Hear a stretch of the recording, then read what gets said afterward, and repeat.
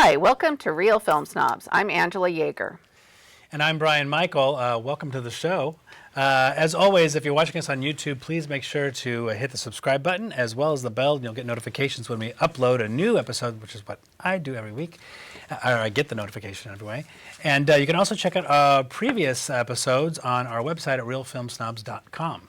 So let's get on with the show. Our first review is for Birds of Prey, or after a disappointing opening weekend at the box office, now called Birds of Prey and the Fantabulous Emancipation of One Harley Quinn. They had to put her name in there so that you know that Harley Quinn's in there because she's the big star, played by Margot Robbie, because she was the big breakout of the Suicide Squad movie that I still can't say without burping and vomiting a little bit in my mouth from that movie. That's a great image. That's a great bad. image. It was. You didn't see that movie. No, I'm very glad I didn't. It's still really, really bad. It's still bad. It doesn't hold up. This one actually has Harley Quinn fresh off a breakup from the Joker, as we all are from Jared Leto's Joker. We're so glad he's gone now. And she runs into some more hijinks, as well as a new villain played by Ewan McGregor. He's scary, right? Because he was a Jedi. He plays the Black Mask, and something happens. She's got to save a little girl, or actually try not to turn her in to kill her, and all kinds of mayhem ensues. As you can tell from this my introduction here, this movie is very muddied, much like its look. What was exciting about this film is that it starred a woman. It had an all-female cast for the most part. It had a female director. It had a female writer, and that was nice to see. But as we've learned, women can make bad movies just like men. The sad thing is that when the movie fails, women don't usually get a second opportunity like Michael Bay, or like men do.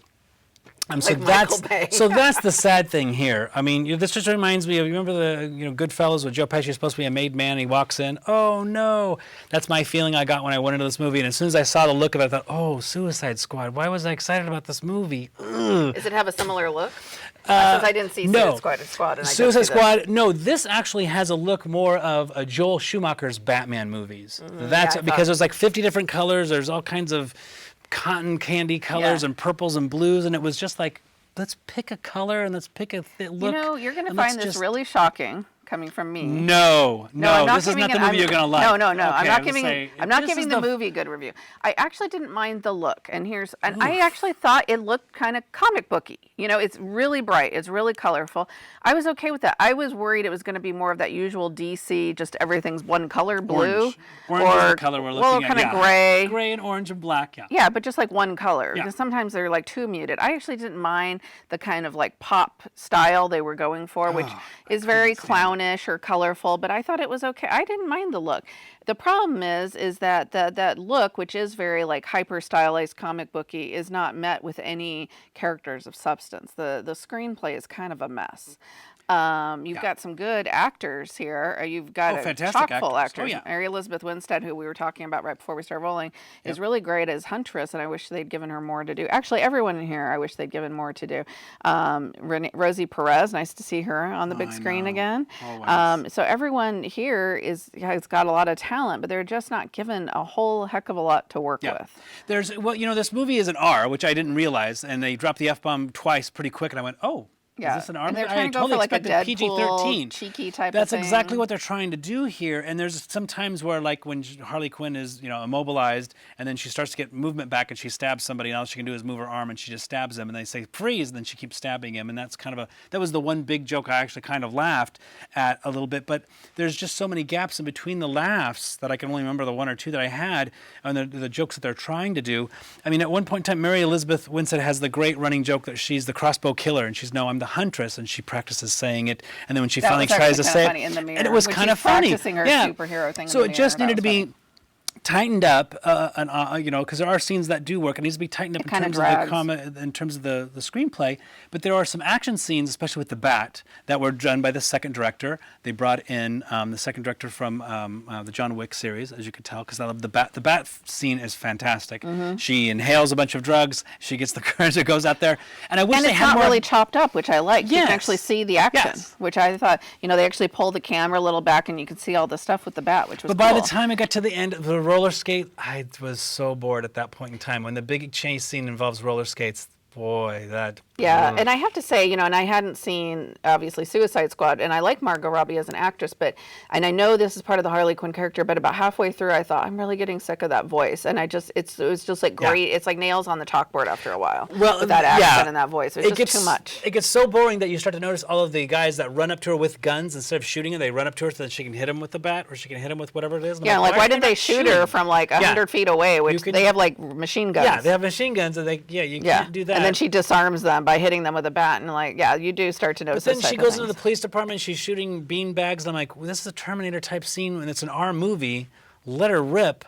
But if you're going to be an R movie, then you see the violence and the killing. I mean, it's just trying way too hard. It's wanting to be. Or it should have gone PG-13 and made it more of a lighter type of thing. Well, especially with the young women that love, they're become fans of Harley Quinn. Then why would you make this an R movie? It just seems like someone went in a pitch and they said, yes, start tomorrow. And they're like, oh, nuts.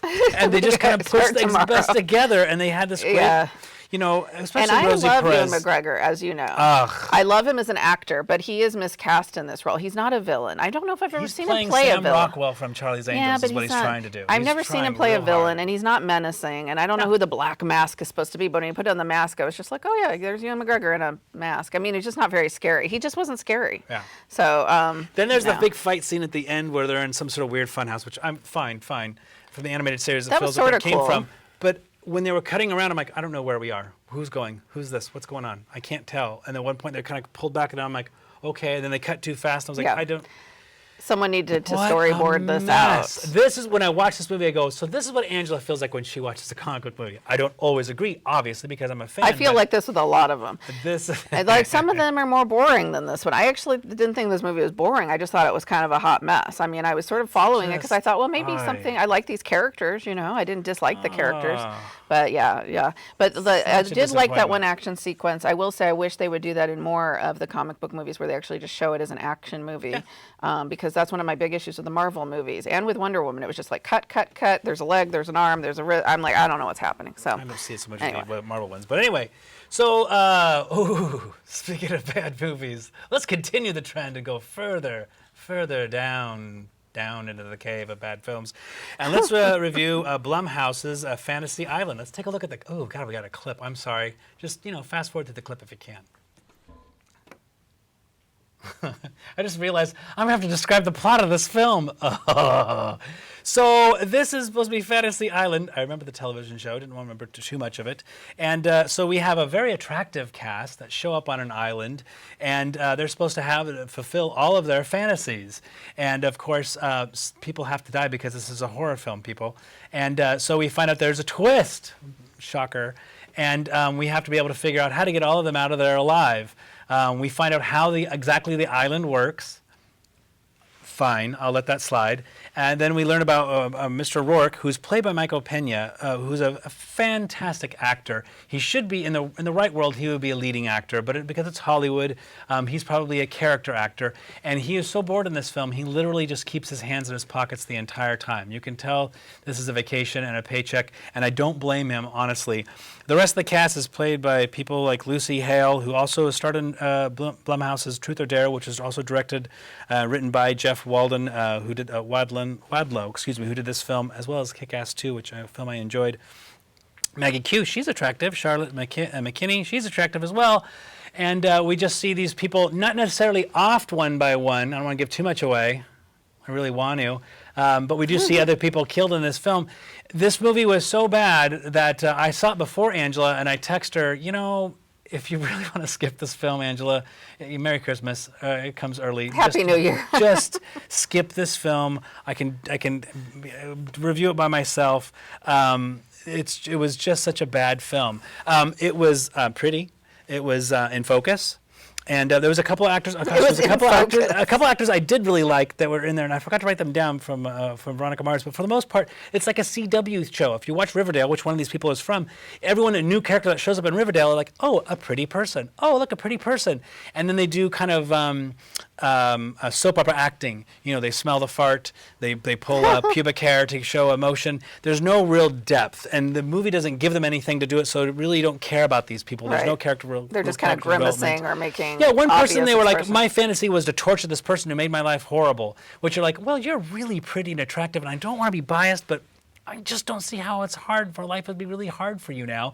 And then they have this person tied up and electrocuted and shot, and this person comes in and they're like, really, this is your fantasy to sit and you think it's a hologram, and it's actually turns out to be the real person that they've kidnapped, and it's just so complicated. Well, I keep thinking like Fantasy Island. What was this movie? What was the TV show about? It was nothing about this kind of thing. It was just a name. It pulled you in. I fell for it. I thought that it was a different director from a previous picture that I had seen, and I felt really bad. I'm just glad I saved a couple of hours of your life. It went a lot longer than I expected. I thought it was going to be an hour and a half. Yeah, and I think bad it went horror over movies that. should be horror movies in general should usually be an hour and a half, unless you're The Exorcist. There's a few exceptions. There wasn't a good kill. There wasn't a lot of blood. There wasn't. I mean, it wasn't like Is it a PG-13 horror movie? I honestly don't. Yeah, remember. I don't. You didn't care. I Thank you for saving me for this. Yes, it was funny because I was dreading seeing it after I saw the initial reviews. But Saturday morning, I was like, I'm gonna go see Fantasy Island. And then you texted me. You said, just skip it. It's so bad. It's not bad. It's good. It's not GG or Geely bad. It's just bad. And I was like, yay! Yeah. Thank you. It's a three Thank you for the Ps. early birthday present. Pretty people in peril, as I thought Pretty about it today. people in peril. Yeah. And it's about as deep as the makeup And what is bag Michael used. Pena doing in this film? Why can't he Collecting get a a good paycheck. role? I think he had a gap in his schedule and was like, I'm going to go to Hawaii or whatever the.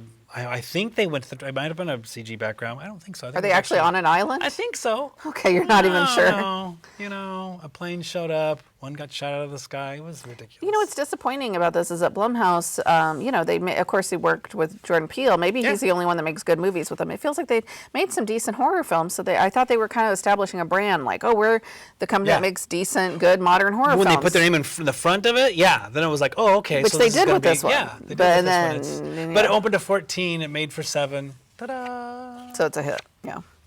Too bad. So 1 star. Yeah, Half a star, there 1 wasn't star? even 1 star in the movie. Yeah, it wasn't. I guess. Yeah, there wasn't a star. In I the mean, I movie. wasn't insulted. I wasn't like, there you go. So yeah, sorry about that. Okay. So we'll move on to our next segment, which is a tribute to a Hollywood legend who recently passed away, Kirk Douglas.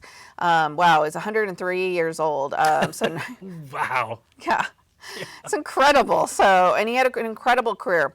So it was really hard to just pick a few of his films to highlight, but Brian and I discussed it, kind of shot some ideas back and forth, and we wanted to highlight, 4 of his films that we're going to talk about that we would say are absolutely essential classics that you have to see. That said, as we were kind of researching his films, we realized that there were some other ones of his we'd like to see, so we might be reviewing some of his in future episodes. So we're going to talk today about Out of the Past from 1947, Ace in the Hole from 51, The Bad and the Beautiful from 52, and Paths of Glory from 57. You could kind of see from that timeline then, I would say some of his peak years were sort of the 40s through the 70s, where he probably his main working years, despite the fact he lived to be 103.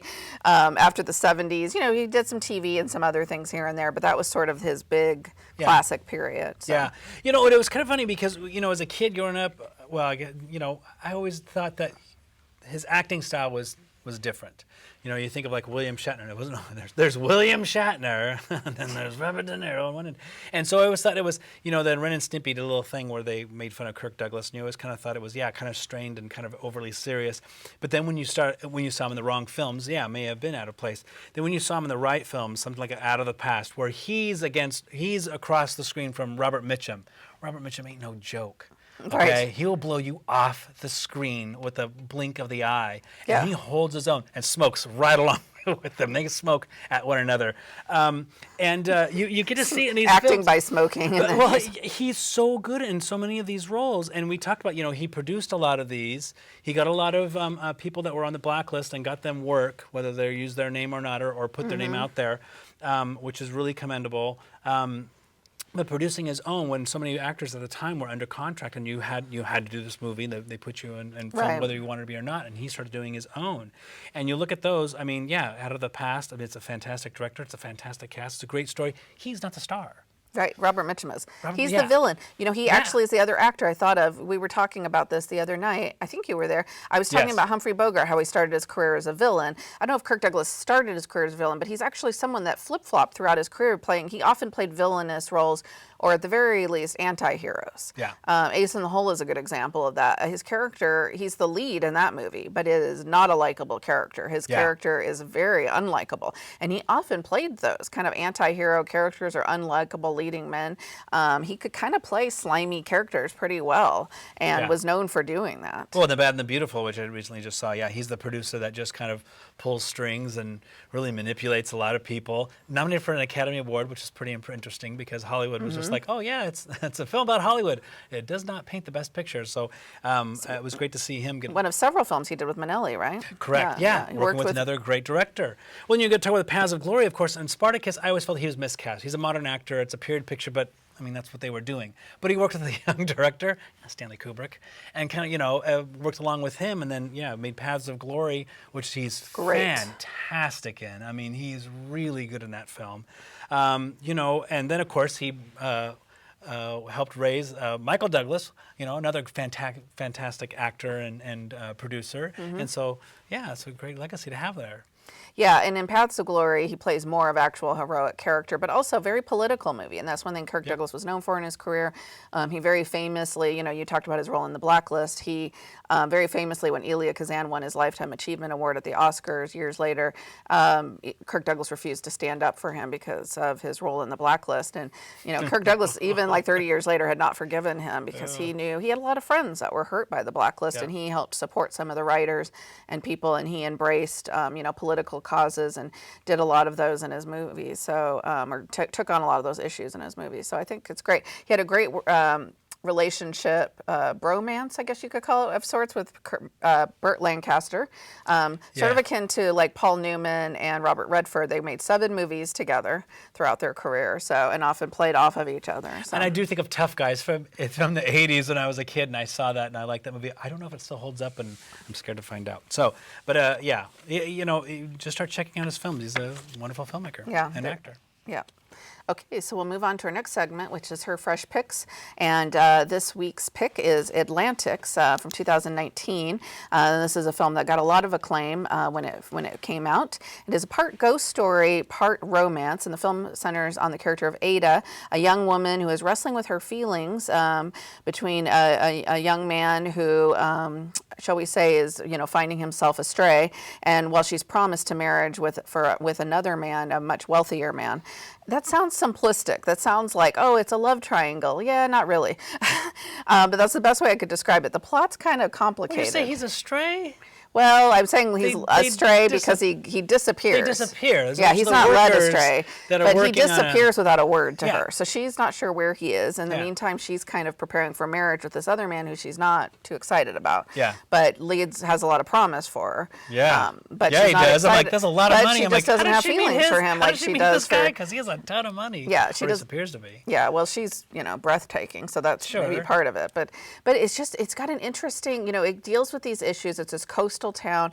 We know these young men very early on in the film, so I'm not giving it away. They get on a boat and they go to seek work elsewhere after they're kind of, messed. They're not paid. Yeah, they don't collect the pay. Yeah.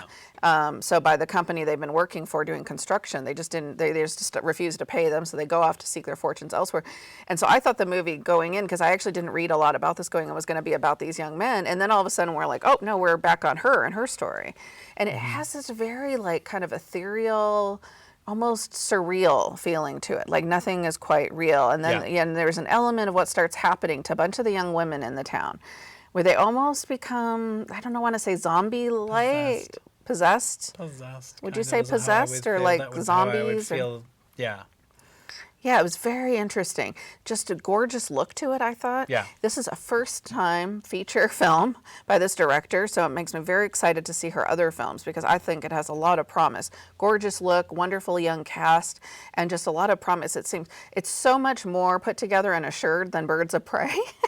A film. Well, I'm just saying, you think about a first-time how much filmmaker. money was put into one movie versus another. And this is a first-time filmmaker, a female filmmaker, mostly female cast. And this is just so much more confident in terms of the filmmaking. And she knows what story she wants to tell and how she wants to tell it. Well, she may not have had a studio over her shoulder either. I mean, that's what, that with Birds of Prey is he had like 50 different cooks in the kitchen trying to tell you what to do after you've filmed everything. So I would say possessed is the word because there's a possession that happens from those who have disappeared. That's how I read it. I understood that. Yeah, I wasn't sure. You thought they were possessed? Well, yeah, because of the maybe. spirit of those who had left. Yeah, something like that, maybe. I think your interpretation's more literal than I wanted to go I with. like a literal interpretation, please, and thank you. Yeah, this kind of reminds me of the movie like The Fits that was a few years back. And I which thought I it was also kind of really interesting. Yeah. Oh, yeah. Oh, no, I was like, oh, Angela loves this movie. I guarantee y'all. Angela's like, woo! I don't know exactly what it is. You might have your interpretation. Whereas I'm like, tell me. Tell me what happened. Oh, it's a little too ambiguous for you, is that it? No, well, yeah. There's always going to be that. That's always going to shave a star if I don't, unless I really catch onto the ride early on. But it does have that really cool look, and it doesn't go over the top. One, because of budget. I mean, we're just seeing something in the eyes, and I love that. The eyes are kind of creepy. Yes, yeah. I really did enjoy that without going something, over the top. If they remake this film into the Hollywood, it'll be fascinating to see what it is. It'll be some sort of special effects. No, they don't think they'll remake They'll probably it. glow and flames will But of course, shoot out it's of dealing their with the ears. issues of your refugees and all that, but it doesn't hit you over the head with that because you have this romance part and this feeling of what these young women and they're left behind and what they have to contend with. So I'm not actually giving it 4 stars. I'm giving it 3.5. I know you're shocked, but I did really enjoy it, and I think she's a filmmaker with a lot of promise. So you're giving it what, 3? Yeah. 3 stars. Okay. Yeah. Too much ambiguity for you, huh? It's just so weird. So we'll move on to his distinguished classics. Usually I put my name on this one and say, hey, I picked these movies. And then we watch it and I go, when the heck did I pick? Who, Angela? I thought Angela picked this movie, I swear. This is from 1960. It's The Young One, directed by Buñuel. So I was like, oh, this is a home run. I haven't seen this film. I want to see it. It's literally the film before he takes off just flying with Simon of the Desert and all the films that he's totally known for. Belle de Jour, the other films I'm going to recommend you see. And so this tells a story of a deserted island where a black musician who is running from a lynch mob finds himself and looks for a cover and a young woman who's there with someone who I thought was her father. Now, Angela is telling me it's not her father. I swear it was her father. I think because he's her mother guardian. passed. It's her guardian. I thought the other guy that had died was her guardian. I thought that was her father. See, But there's a maybe little you're bit wrong. of, Yeah, okay, it's see, not it's a quite little clear. ambiguous there. And so he seeks refuge from the lynch mob with her, and she tries to help him. Of course, she's extremely naive, and sometimes it's very frustrating. And of course, once her caretaker discovers her, then the chase is on. And the description that was given on the disc was like, oh, and he has to struggle with a decision to whether or not to help this man. I was like, no, he doesn't struggle with the help. He starts shooting at him and literally shoots him. Or so we think. So you didn't like this movie? There Are you sure you are weren't just influenced scenes. by it because you watched it with your mother? No, because no, that never bothers me. Please, I watched The Piano with my mother just recently.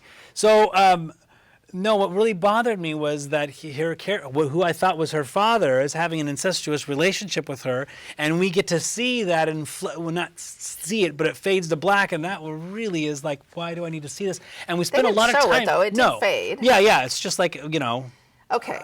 other scenes where he grabs This is hold of nothing her. you wouldn't see in a his Tennessee cheek. Williams play. I don't know why you're getting No, let me explain. So Okay. then we spend a lot of time with him. I do not like him. I do not like this character. I do not like anything about this character. I don't certainly like his language. I certainly don't like the way he's treating her because we see him hit her right off the bat. And so that's really pushes me away that I don't, he's a disgusting character. It's not like, a cool character or something that's weird or fascinating or, he's a little Nazi child being coached by a imaginary Hitler, like a Jojo Rabbit or something like that, where you can find a way to like the character. This was like I did not like him, and so it made me push away from the table from this film. I liked it. Ugh. So I think it's a really interesting film. I have never seen, Louis Buñuel only made 2 movies in English language, and this is one of them. And this is his sort of take on race relations in America. It's set in the Carolina Islands, so the islands off of South Carolina. So really interesting. So it's not a deserted island. There's people on it, but it's very remote. It's very rural. And you have these 3 main characters. So you have the jazz musician, Trevor. You have Miller, who is the white. He's apparently a beekeeper. Rapist. So, That's how Yeah, and then his daughter, or whatever, she's supposed to be Evelyn, right? So, and she is very naive, it's true, about what's going on with her father and his interest in her. That naivety also translates into her completely accepting the musician character, and not, she's completely colorblind in a way. So she doesn't see what the issue is that her father has with him. Then they bring in these two other characters, someone who's just an out and out racist who just right off the top wants to kill him. I would say the father figure is also well, out except and for out he racist. changes, he kind of has some different takes on it. At first he asks him, hey, do you want to work for me? It's not until he thinks that something's going on with him and the daughter. So there's some complexities to that. And then there's this religious, and this is where it gets very Buñuelian. There's this priest that comes in, and he complicates things because he's looking down on these people, and he doesn't agree with what they're doing, and he doesn't agree with the lynching.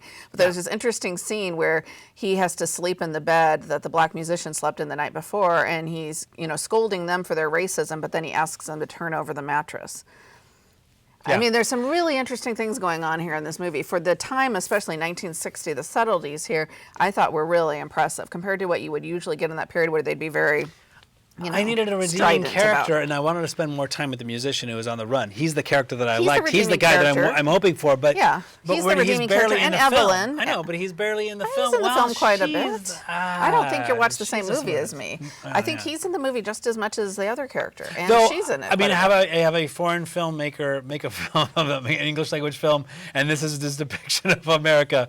Oofta. I mean. Yeah, pretty accurate. Well, I mean, he has in that time period. No, it I mean, might have been. he definitely He has a a take say. on it, so. But I will say this: if you saw this film and you said Angela, if I said Angela, who directed this film? Did you see all the shots of the feet? Where would Buñuel show up on there? That would be the only telltale heart. But other than that, and the depiction of religious hypocrisy, that's totally Buñuelian. I don't see that. Oh, there's a lot of it. There's a lot of it. Completely flummoxed. It's very much like his films from the Mexico period. Anyway, so we should move on. So I'm recommending it. So neither one of us could recommend Birds of Prey. Neither one of us we're going to recommend the Fantasy Island, even though Angela didn't see it technically. So I believe how dare you? I believe you. Atlantics, we both recommend. You can find that on streaming. Check out Kirk Douglas's amazing career, quite honestly. And then I say skip The Young One and watch every film he made after that is just amazing. And then Angela can recommend it because... as always, you can check out our previous episodes on our films, our website at realfilmsnobs.com. Also on YouTube. Make sure to subscribe and get notifications. Follow us on Twitter. Listen to us on KMUZ. You can watch us on CCTV here in Salem, at CAM in Corvallis, at Scan in Silverton. We want to thank our amazing sponsors, our hardworking crew, my wonderful co-host, and you, the viewer. Have a great day and great movies.